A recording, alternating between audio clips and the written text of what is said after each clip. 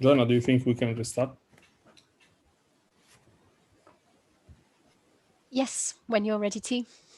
Yeah, I'm ready to go.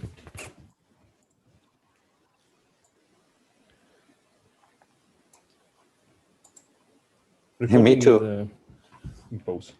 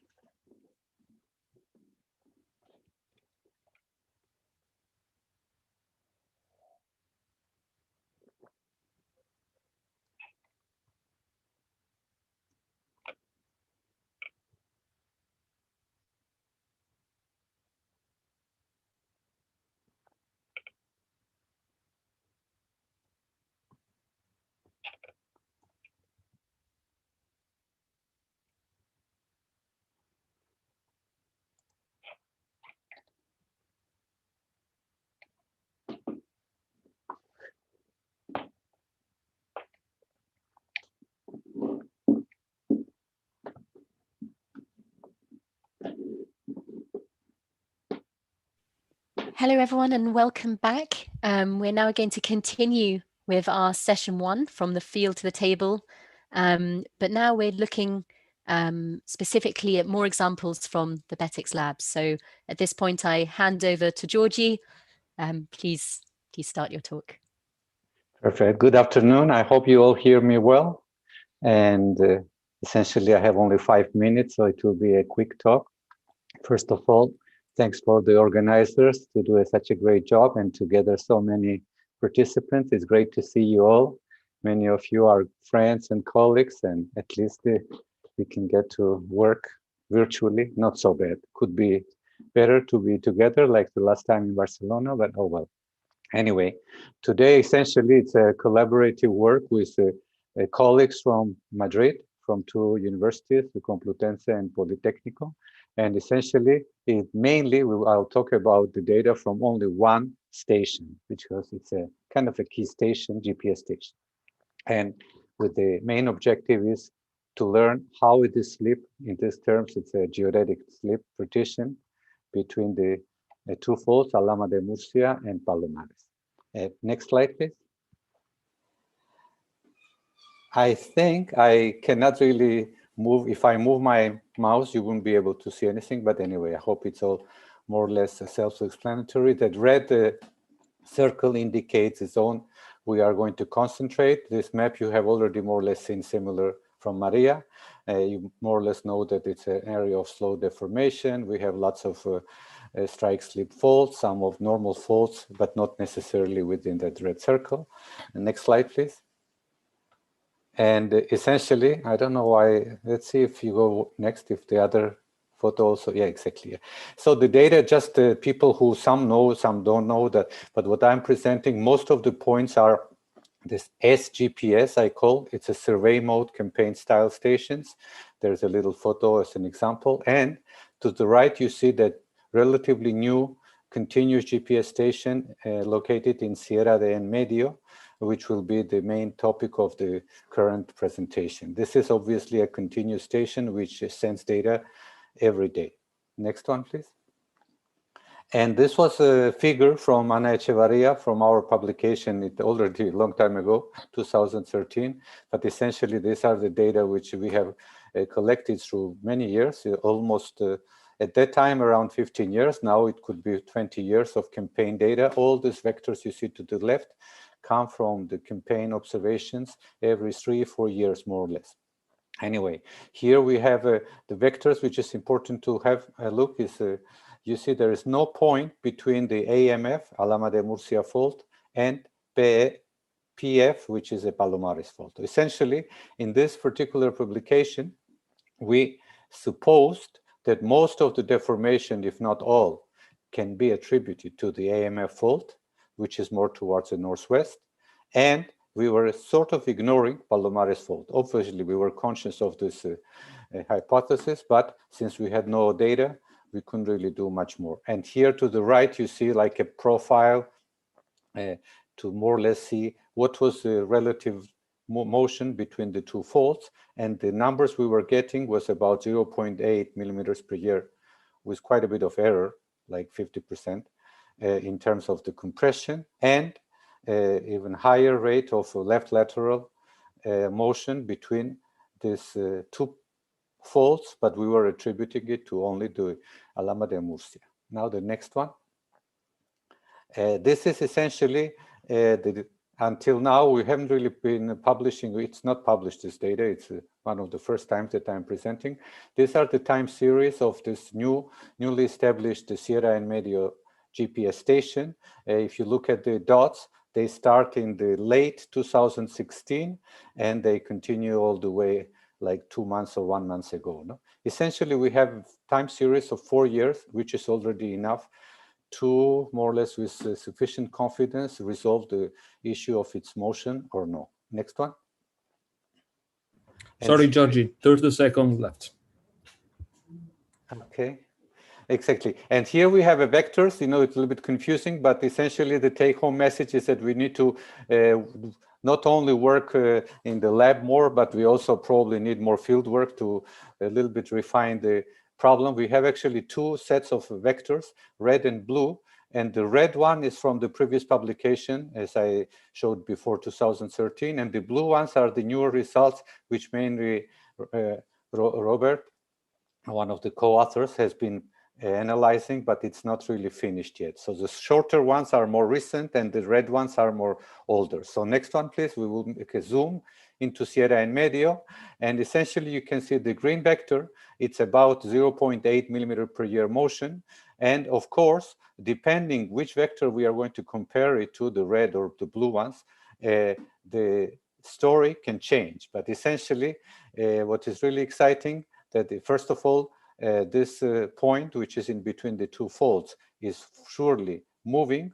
It has quite a significant velocity, but of course, in order to really distinguish which percentage can be attributed to Palomares fault or which to the Alhama de Murcia, we do need to resolve this issue, discrepancy, let's say, between the red and blue vectors from the campaign data. No? So this is which we are working on, and hopefully the next time we get together, there won't be any more 2 vectors so divergent, and they will converge, and the issue of this repartitioning will also be answered. The next slide, please. Yeah, essentially, this is more or less the same picture with the geology. We have chosen Sierra and Medio because it's a bedrock where the motions are really like tectonic origin, because all around in the basin, we have a very strong signal of subsidence due to the anthropogenic intervention, let's say. So essentially, you can see again this divergence of the 2 vectors, and depending on which one we look, we can conclude that the Palomares is accumulating quite a bit of this convergence between Nubia and Eurasia, or maybe not.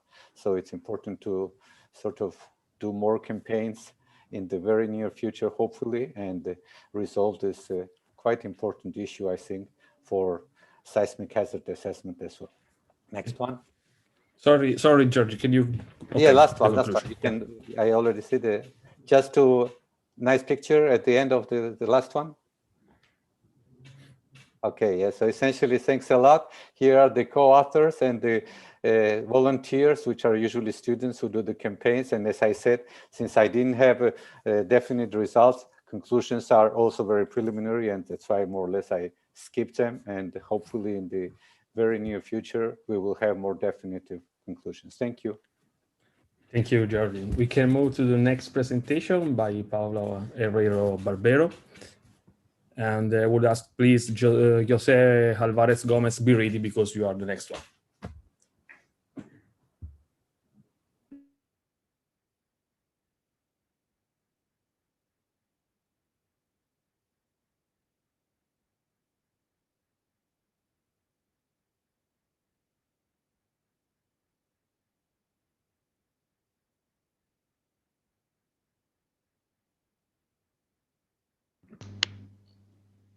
Oh, sorry. We are pleased to present you this study about the application of physics-based earthquake simulations in this Instapetics Field Lab. This has been a collaboration with colleagues from the GNS of New Zealand during a predoctoral research visit last year. The study arises from some interesting discussions in previous Fault2SHA meetings. Next, please. About the incompleteness of historical and instrumental earthquake catalogs, especially in fault systems like this, with slow deformation rates, where the seismicity data cover a short time period compared with the long time intervals between major paleoearthquakes. So trying to achieve a comprehensive vision of the fault interactions in this area, we propose to apply synthetic seismicity models to overcome the limitations of actual earthquake catalogs and reproduce long-term realistic seismicity. The physics-based earthquake simulations use the physics of stress interactions and frictional properties to reproduce the physical earthquake processes based on a model of the main seismogenic sources. We are using the RSQSIM earthquake simulator to generate long synthetic earthquake catalogs of 100,000 years from the instarbetics. For this, the next please.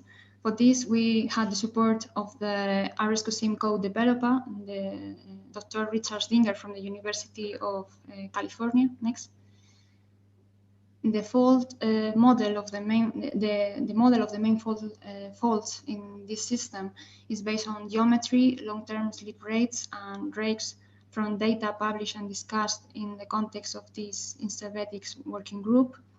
We also checked the rate and state frictional parameters and other input data, comparing the frequency magnitude distributions, and with empirical loss and paleoseismic data to choose the best fit catalog. Next, please.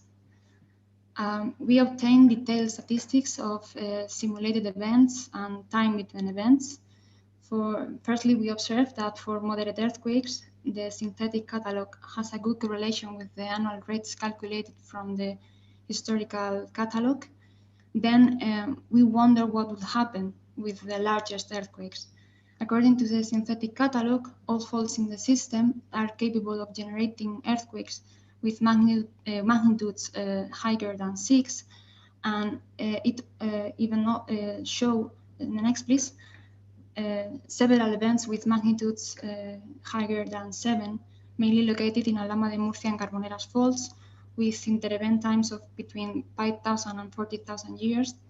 And as for moderate but potentially destructive events, such as the Lorca earthquake in 2011, the model shows time intervals that reach down to a century. Next, please.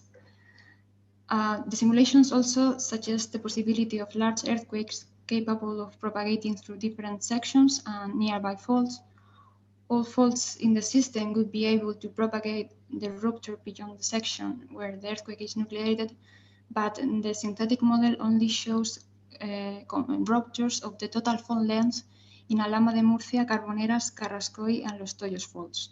The strike slip faults of the system seem to favor the propagation of the rupture between their sections more frequently than the inverse faults of the region. Next, please. Moreover, according to these simulations, the most probable generation of large earthquakes in the instarbetics could be as a consequence of jumping ruptures between nearby faults.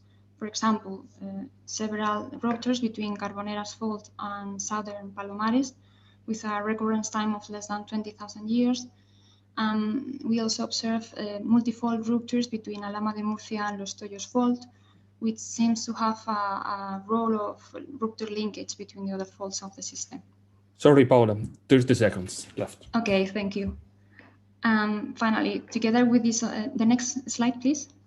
Together with these observations, we emphasize the strong influence of the time frame. We can see here 2 consecutive time intervals with such a big difference in the number of events. So this suggests not ruling out the occurrence of larger earthquakes than the low to moderate magnitudes recorded in the scarce earthquake catalog. We think this is important for seismic hazard assessment in the southeastern Spain, especially for long-term scenarios. Thank you, and sorry for the technical problems. Thank you very much, Paula. I'm inviting the next presenter to talk, Jose Alvarez Gomez, and please, Octavi Gomez, be ready. You are the next one. Okay, thank you. In this presentation, I'm going to show you a preliminary analysis of the physics-based earthquake simulator that Paula presented just before. It's part of her PhD thesis, and as she said, it's during a short stay at the GNS in New Zealand. Well, this work is part of our current research project, QuakeStep, funded by the Spanish Ministry of Science. Next slide, please. The 3D geometrical model has been mentioned by Paula in the previous talk, is based on the third version of the Quaternary Active Faults database of Iberia, but modified attending to comments and suggestions of the Fault2SHA ethics working group. As in every numerical modeling, we have done some simplifications and assumptions in order to build a reasonably efficient model. One of the assumptions is related to the link between the fault sections, where we have defined simple hard links in well-defined mindless stroke-slip continuous faults and soft links in isolated sections. In the picture, the hard links are represented by red circles and the soft links are represented by blue circles, basically in the Bajo Segura fault system and the Carrascoy fault. Now I'm going to show you some results regarding the nucleation of the Raptors and the earthquake slip the distribution. Next slide, please. Okay. We can define the Raptor nucleation point as the patch of the model where the earthquake starts to propagate, independently of the final Raptor area. These plots show the magnitude of the nuclear event along the fault length as the gray dots, and the magnitude scale is on the left. The relative frequency is shown as percentage in the histograms and on the scale of the right of the plots. As can be seen in Los Toyos fault, a single section will nucleate a higher amount of moderate earthquakes towards the tips of the fault. In the same way, at the tips of major faults, there is also a higher amount of moderate-sized earthquakes. This is clearly seen in the Alhama de Murcia fault at Alcantarilla, which is marked by a blue circle, and in Coñar tips. There seems to be also a slight increment of moderate-sized earthquakes nucleation at fault bands. For example, this green circle is marking the band or intersegment area of Lorca, restraining band of Lorca. Okay, next slide, please. If we look at the slip distribution, we can see again that feature. In this picture, we show the median slip distribution of all the coseismic slips happened in each path. So at the tips of the faults, as you can see marked in blue circles, the slip per bend is less than in the rest of the fault, related to smaller earthquakes and consequently to a higher amount of Raptor nucleations of moderate size events. Where there are hard links between sections with similar strikes, the Raptors propagate efficiently. For example, in the area with the green circle, in the Carboneras fault, where the joint between the southwestern and northeastern section is almost imperceptible. In fault systems, where the sections are relieved with soft links or transfer faults, like in the Bajo Segura fault system, they behave more frequently as isolated patches. Next slide, please. At the end of the simulation, the total amount of slip should be directly related to the slip rate and the time modeled, in this case, 100,000 years.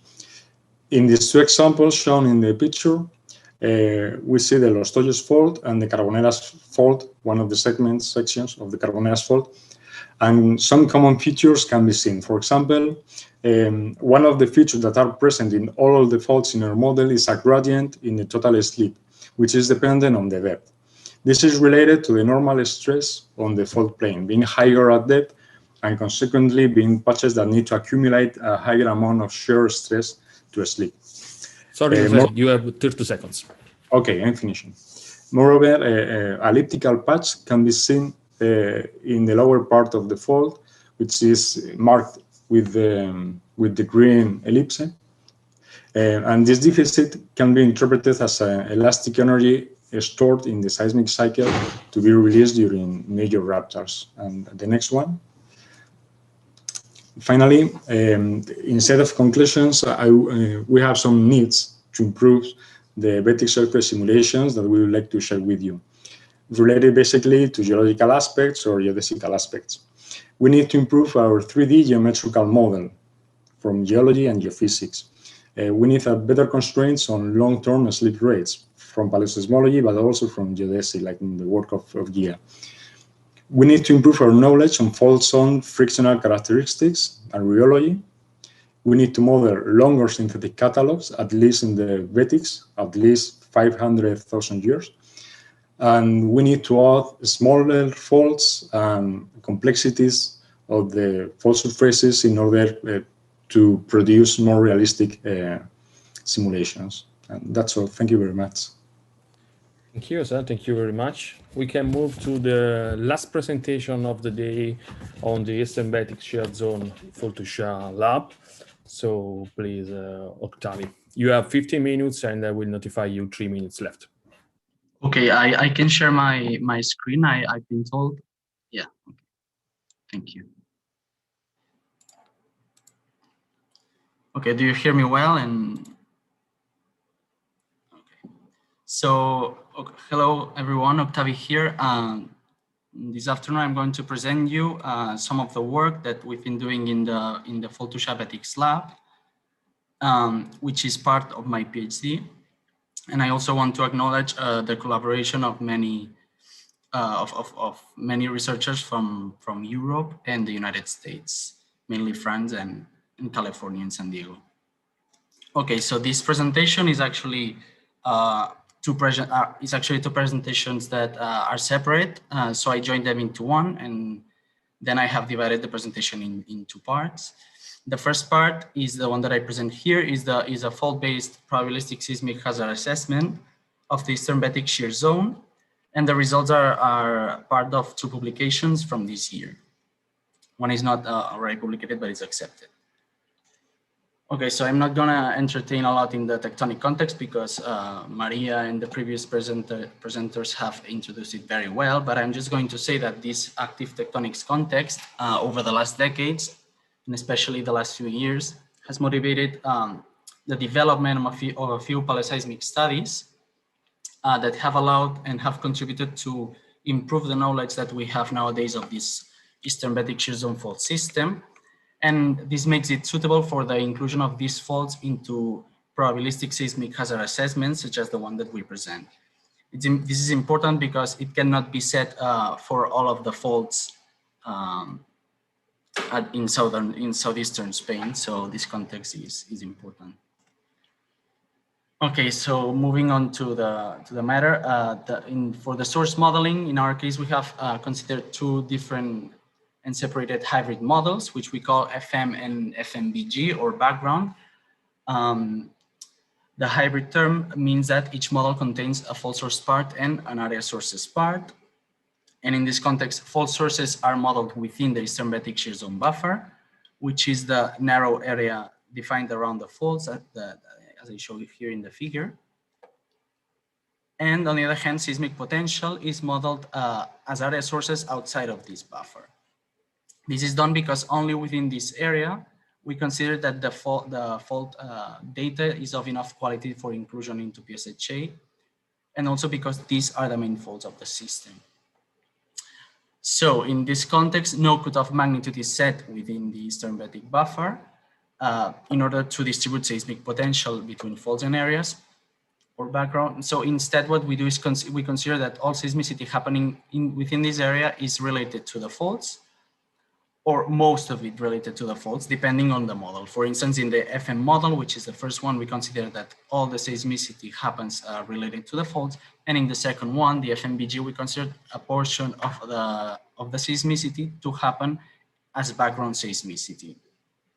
To do so, what we do is that we subtract a magnitude dependent percentage of the seismic potential from the faults, and we assign it to the background. This is only for the magnitude between 4 and 5.5. One of the most significant or characteristic parts of the source modeling is how we model earthquake rates on faults.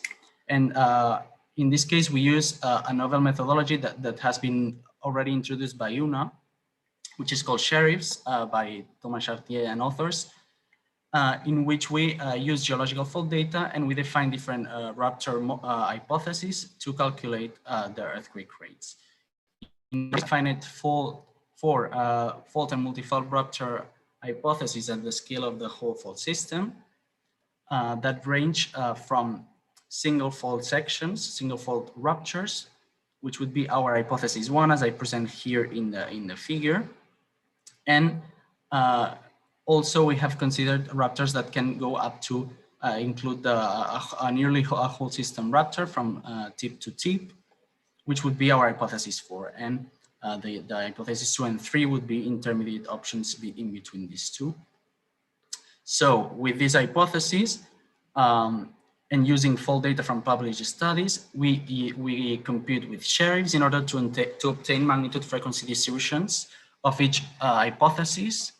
And we then evaluate their robustness or consistency with their fit with the rates of the seismic catalog. As you can see in these 4 figures in here, we plot our curves with its uncertainties with the Gutenberg vector of the seismic catalog and its uncertainties. And we also do it with the paleo earthquake rates for the higher magnitudes. As you can see here, that our hypotheses are plotted together with the paleo rates of different faults. So upon this analysis, we have found that hypotheses 2 and 3 are the ones that allow to describe better these 2 type of data. So we choose these 2 as the ones with more weight in our logic tree. So our logic tree is actually composed of 2 logic trees, one for each model. We compute them separately in order to better compare the results between them, and especially to evaluate the influence of the background into the hazard. As you can see, each hypothesis is actually a different branch of our logic tree, with the weight assigned based on the fit that we have framed from the seismic catalog and the paleo earthquake rates. And in this case, we just used one GMP, which is well suited to represent the fault effects, which is the one by Campbell and Bothornia, 2014. So moving on to the results, we have found that the faults that we modeled control the seismic hazard for all the return periods in their vicinities and up to 20 or 30 kilometers from the fault traces, as you can see in the hazard maps.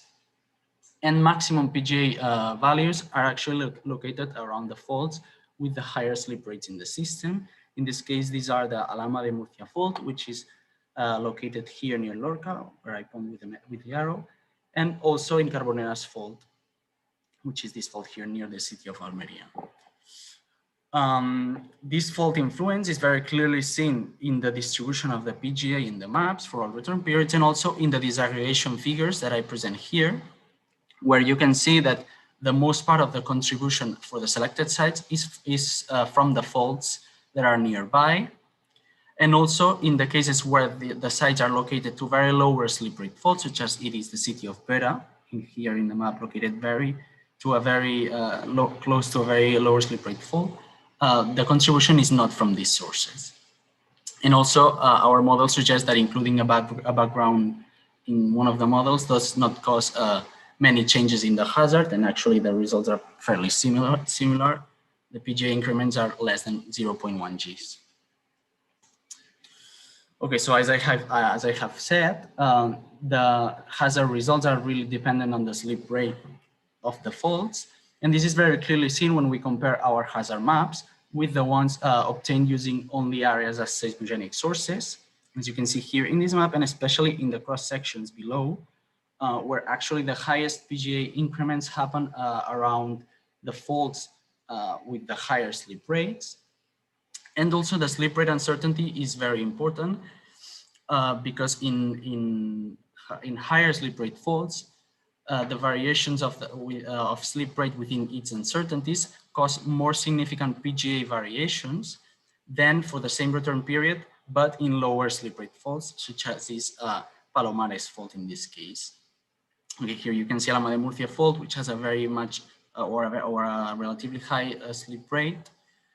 Uncertainty causes more significant PGA variations and hence higher slopes than in the lower slip rate fault.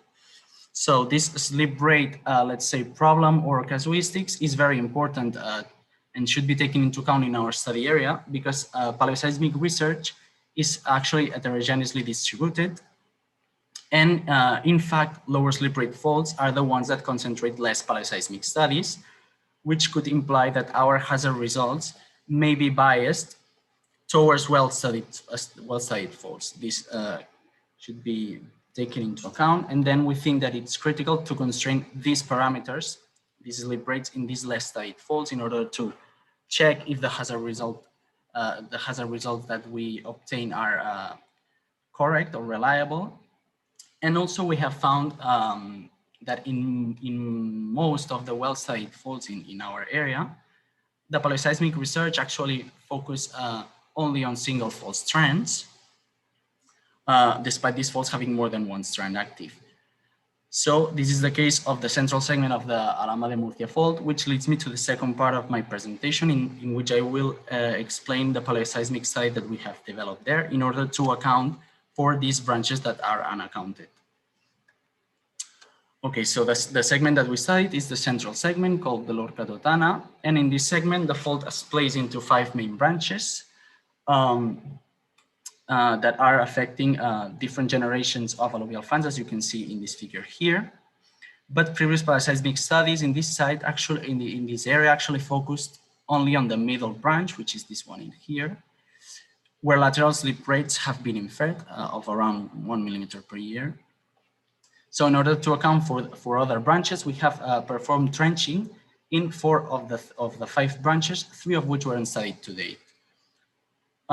We have performed an integral characterization of the whole fault structure in order to mainly increase the completeness of the paleoearthquake record and also to estimate the main seismic parameters, mainly slip rates. I want to clearly say that this part of the presentation includes work that is still ongoing because we're pending dates and other stuff. So the results are preliminary. So in this segment, the fault shows a flower structure-like geometry, as you can see in these interpretations here, with a complex pattern of slip partitioning, and where actually 3 of the branches accommodate mainly the deep slip displacement. This corresponds to the end, the ones that I have named end 2 branch, which is this push-up here, which corresponds to the 2 upper pictures, and also the southernmost branch or the frontal branch of the system, which is pictured in this picture, in the lower right picture here. And in these branches, the deformation is mainly absorbed in the shape of monoclinal faults with vertical offsets that can reach up to 20 meters in the most oldest units, as you can see in this cross section here.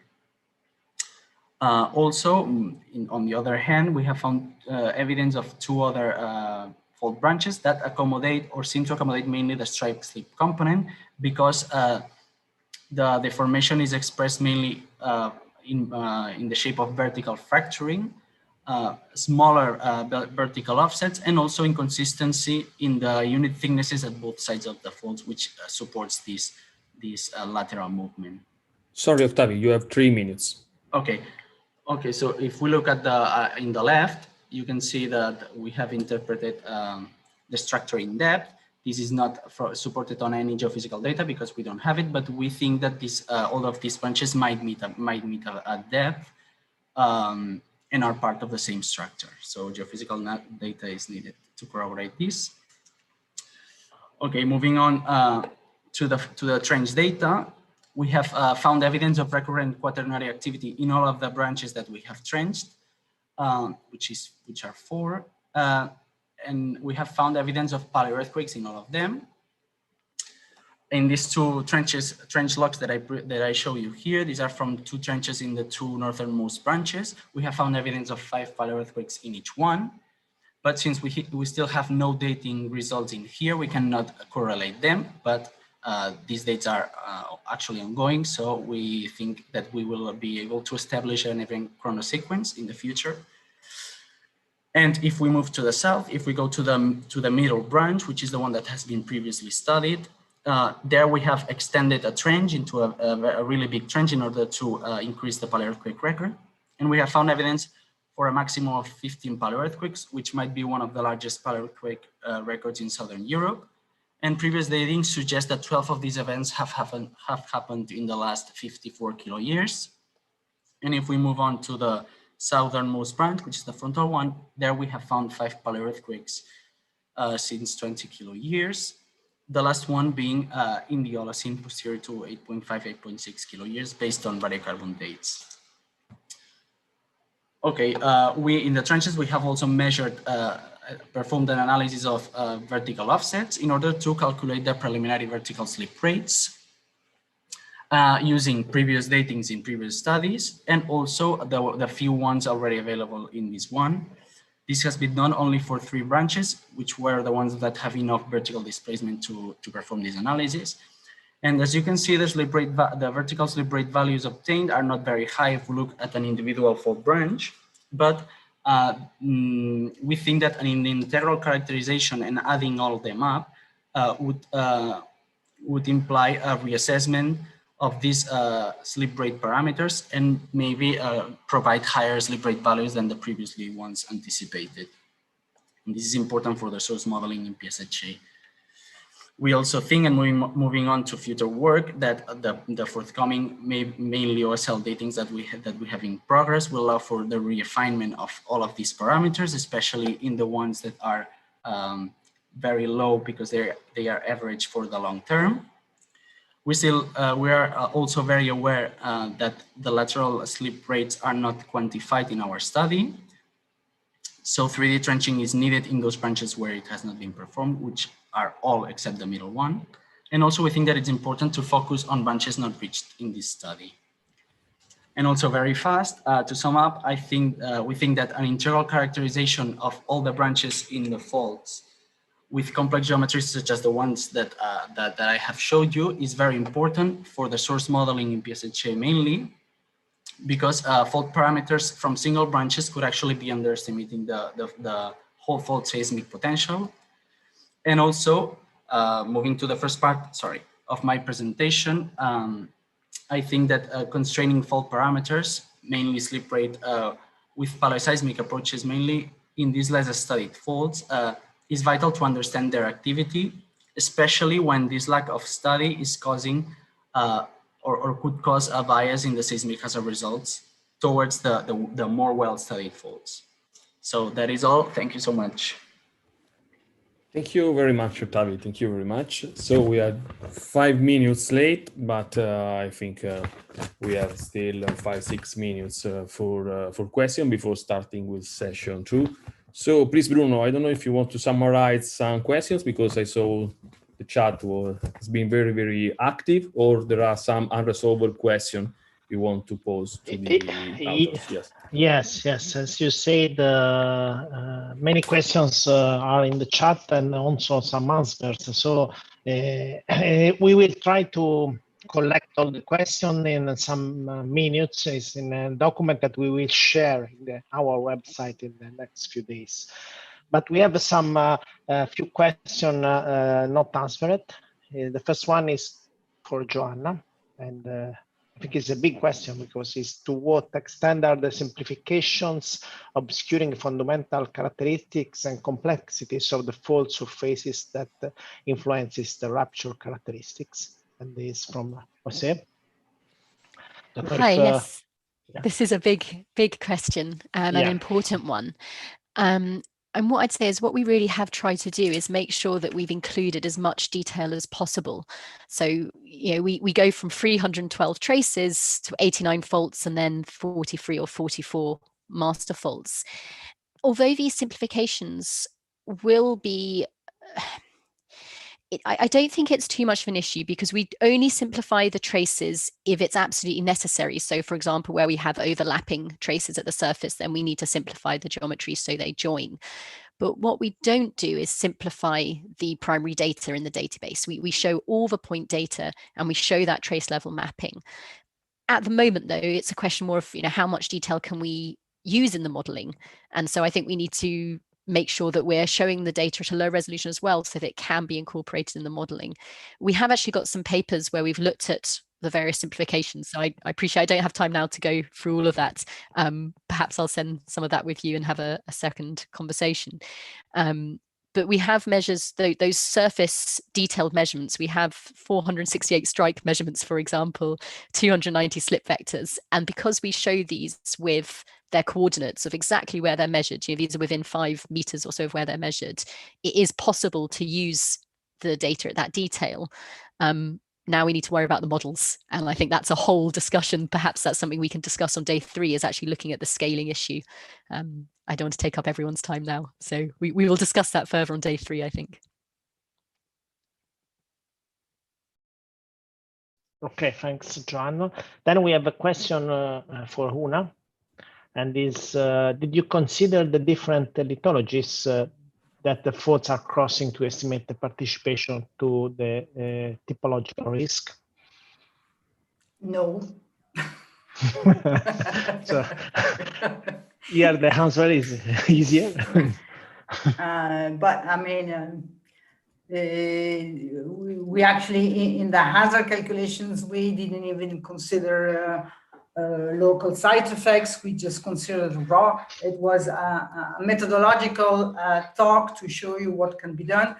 All these important parameters of the soil amplification can be added in a more thorough calculation.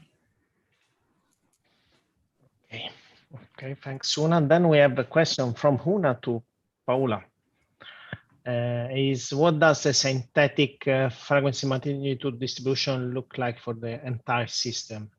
Is Gutenberg-Richter or something else? Yeah, that's it. For this first approach, we compare Gutenberg-Richter models to analyze the synthetic seismicity behavior and possible discrepancies.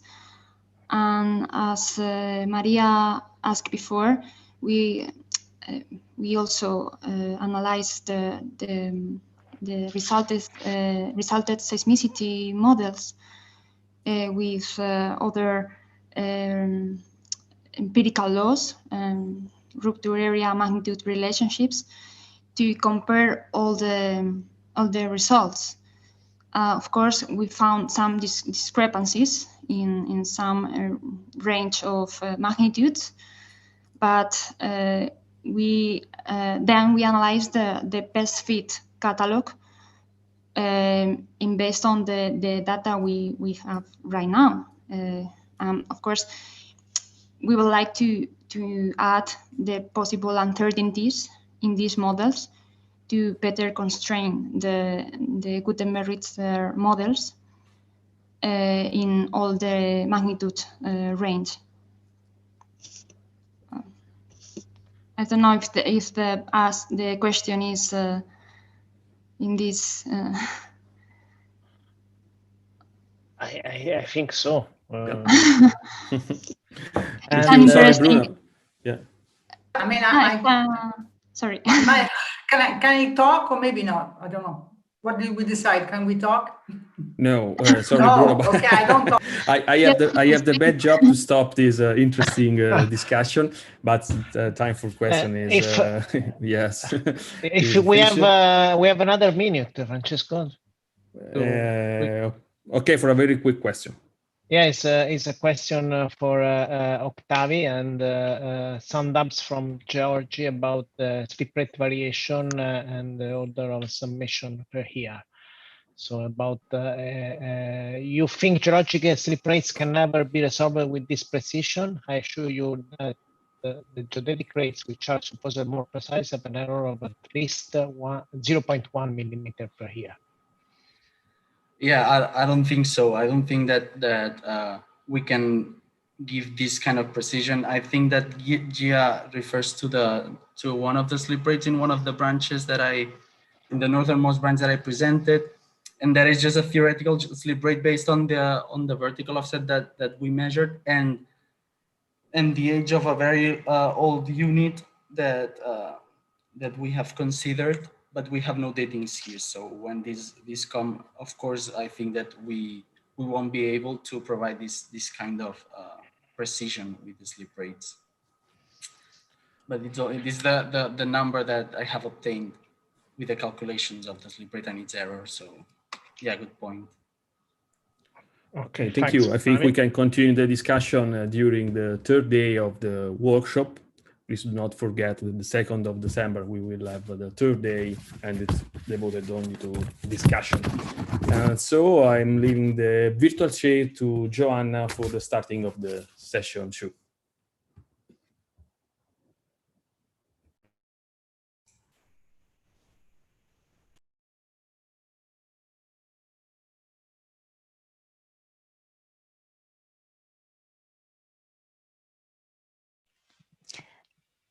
Hello and welcome to session 2.